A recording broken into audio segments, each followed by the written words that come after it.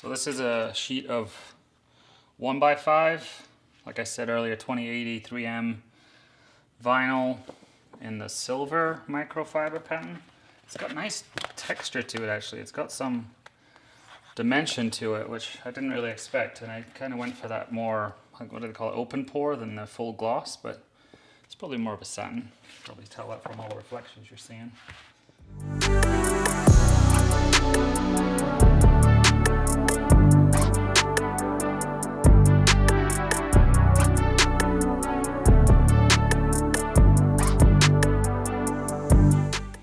We have enough for a second try on this, but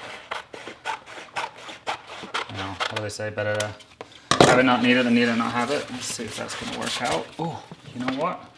It would, but we're not gonna need it. So, first person to reach out to me with requesting this may get it.